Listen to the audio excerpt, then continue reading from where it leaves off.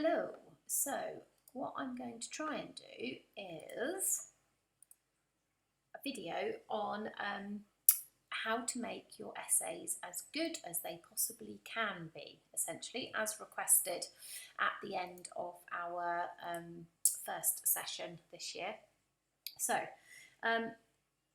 the thing about this video is I'm kind of assuming that your basic essay skills are already okay. So by that I mean that you've got the three-part structure sorted. You know you need an introduction, a main body, a conclusion, that you can construct a paragraph and all those kinds of things. I would say if you're still struggling with any of that sort of basic essay writing stuff, probably get that sorted before you watch this, because this is kind of icing on the cake type stuff. And just to labour the analogy, you need to get your cake right first. Okay. So the first thing I would say, and you may well have already have done this, at the back of the tectonics module, there are two exemplars. They are both ex-Hewish students. Their answers have been typed up. Badly, I have to say. There are a couple of typos in there, so that's my fault, not the student's fault. And you'll find that the first one is excellent and the second one is good. So if you want to see really what the difference between a good and a great essay is, I would highly recommend that you read those. And obviously if you're not quite sure what the differences are, or you've got any queries for me, then absolutely come back and ask me. But I'd say that was a really good starting point. Have a look. Play kind of a spot the difference game and see if you can figure out what it is. I'll give you a couple of clues. It's kind of detail and it's also focus on the question. One of them goes off at quite a lot of tangents and things like that. Anyway, that would be my first bit of advice. And then really what I'm going to do is talk you through these four things.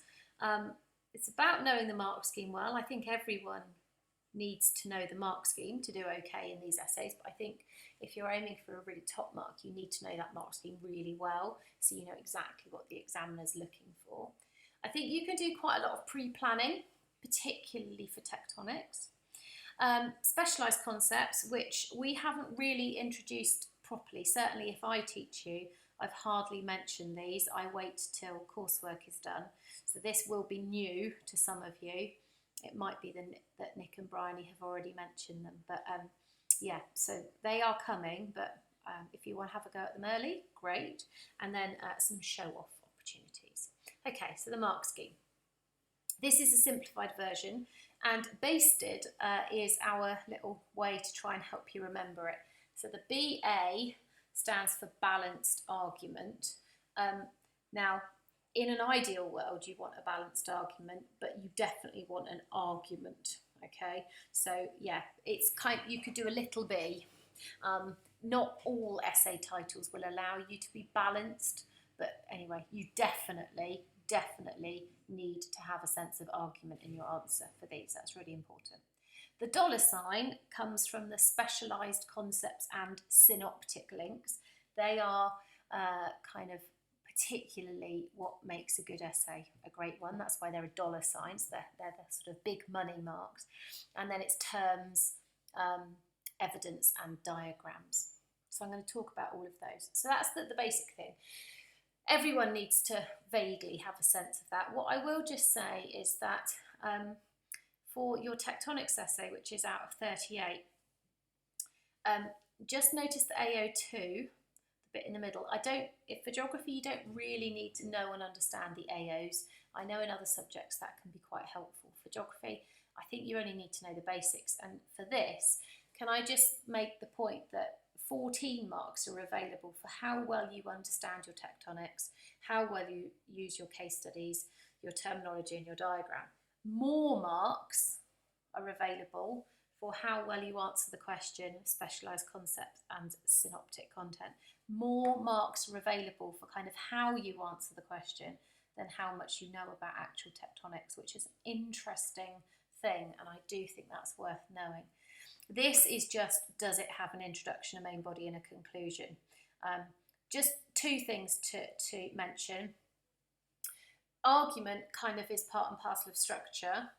So having an argument followed right the way through to a conclusion is kind of double credited. It gets you some credit here and some credit there. So I am slightly drifting into essay basics, but it's just worth reminding you about that. So this is the top band. This is where all of you want to be aiming for.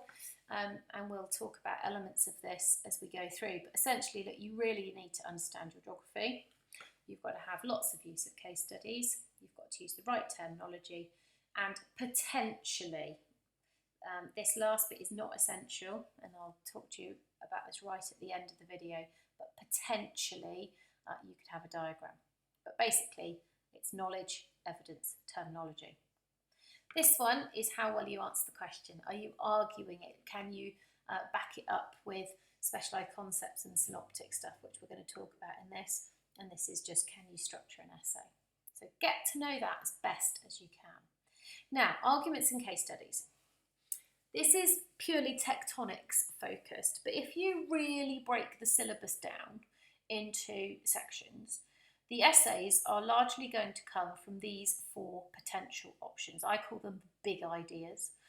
The first big idea is that tectonic processes, so this is like plate tectonic movement, subduction, they create hazards, and a hazard is anything with the potential to cause harm.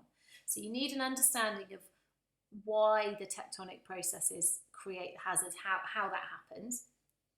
The essays, however, usually are from these three. So the hazards vary. Some volcanoes are more dangerous than others, some earthquakes kill more people than others, some tectonic hazards, which is the generic name for them, cost more to put right afterwards than others. So there's going to be a lot of variation, and that is a definite potential area for essays. There's lots of different types of effect. You can have economic effects, social effects, you can have death, you can have trauma, you can have injury, you can have homelessness. So there's lots of different types of effect. And then of course we have the management or the responses. You need to rescue people, but you also might need to have an education program so people know what to do next time, or you might need an emergency plan. So if you kind of put your revision under those four headings, that could potentially be quite helpful. And then you could actually begin, even before you go into the exam, to think about how you would rank them. So you could do it for volcanoes, you could do it for tsunamis, you could do it for earthquakes, and I would do it separately because I do think they vary. But you could have your own ranking system. So which of these do you feel has the biggest impact on how many people are killed by a volcano? Which of these do you feel has the biggest impact? Do you see what I mean? So I think you could really kind of have some pre-planned arguments. If you're a visual learner, this is not something I tend to use actually, but it's something that I know exists, and you can kind of do it comparatively. So in this diagram, red and blue lines, and in this diagram, orange and purple lines, they're comparing different events or they're comparing different plate margins. So you could actually kind of go into the exam with an idea of, right, I'm going to compare these places, and then I can compare the duration, or I can compare how many countries were affected. But it's kind of a variation of that. What I'm saying is, if you have sort of almost got a sense in your head of where your arguments might go, obviously you have to read the question that's in front of you on the day, but it might give you a bit of help. And the key thing, sorry, I went too far, is to be able to back those arguments up with case studies. If I can just take you back here, look, it's all about evidence. And this year, and the year that you will take the exam, the principal examiner in charge likes a range of case studies. So we used to be told to do 2 and to know them really, really well. She actually prefers a range of different case studies. So once you'd planned these arguments, you could be like, right, if I'm going to talk about magnitude, I am going to use this earthquake and this earthquake, and because they're really different magnitudes, the effects were really, really different. If I'm talking about level of development, I'm going to talk about this volcano and this volcano, because the levels of preparation for each event were completely different, entirely dependent on how developed the country was. So do you see what I mean? You can actually do quite a lot of prep, and I think this particularly works for tectonics of arguments. And if that argument comes up, which case studies am I going to use? So that's one thing I would do. Specialised concepts. Now, recall that I've already said if I teach you, I won't have mentioned these yet. I'm going to obviously make this PowerPoint available to you, and I just want to show you this. Now, there are 14 specialised concepts. I don't expect you to be able to remember all of these in any detail, but some of them, for example, make a lot of sense for tectonics. So, for example, risk is quite a good one for tectonics, because hazards and risk sort of go together. And what you get, why do things always take longer when you want them to be quick? What you get for each specialised concept, if my computer is going to work, is a PDF. It's doing something. Is a PDF that summarises, hey, we got there in the end, what that specialised concept is all about and how it works. Okay, and look, it actually says tectonic hazards. Thinking like a geographer. So what I would say is, not necessarily in time for the formal assessment, you're obviously welcome to do that, but I would, sorry, I thought I'd written that on a slide. I would pick out maybe 2 or 3 that you think, oh, that kind of links with tectonics, yeah, okay, and you could try and squeeze them in. So really all you need to do is use the word and have an understanding of what that word means. So if you were talking about earthquakes, you could talk about mitigating the hazard by trying to build buildings that are less likely to fall over. Or if you were talking about volcanoes, you could say risk is linked with population density, because the more people that live near the volcano, the more are likely to be affected by that volcano. So you don't have to do much with them. It's just another thing to think about, which is why I tend not to mention them too early. But if you wanted to get ahead of the game on those, you could. And then finally, the show-off opportunity. I'm going to probably make you a bit seasick, sorry, by going way back. I mentioned earlier about diagrams. The vast majority of essays that we see for your exam board do not have a diagram, therefore they are not essential, and they do take a bit of time. And if you get to the point where you're like, it's just too much, I haven't got the time to consider it, don't bother, okay? It's not the end of the world. But if you can, if you've got the time and you want to try this, some of the best essays we see do have diagrams, but they do need to be annotated diagrams to get credit. If you just plonked a diagram in without any annotation, then you might as well not have bothered. So please see these as kind of show-off opportunities and not essential. I'm going to show you some classics. Obviously, drawing a plate margin is a classic. Yeah, good.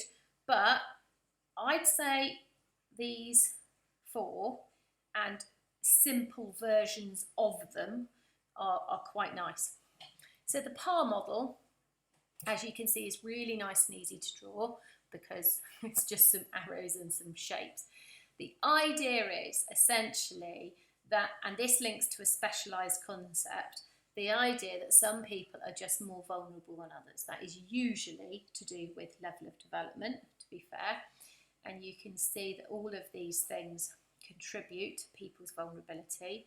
Then along comes an earthquake, and it will be a disaster because it's a mixture of how bad the earthquake was and how vulnerable this population was.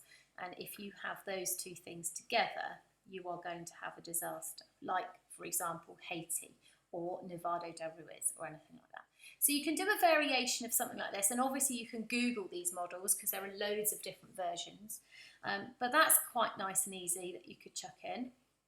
This is quite similar. This is Degg's model, Venn diagram, to be honest, showing a really similar thing, that you've got your events shown in yellow, you've got your vulnerability shown in blue, but you've also got, and this is the new bit today, because it used to just be 2 circles, which was like hazard, vulnerability, and you'd have disaster written in the middle. But now the modified DEGS model has this, well, what have they done to try and mitigate it? Have they started educating people? Have they started a building programme? Whatever it might be. Again, easy to draw, quite nice one.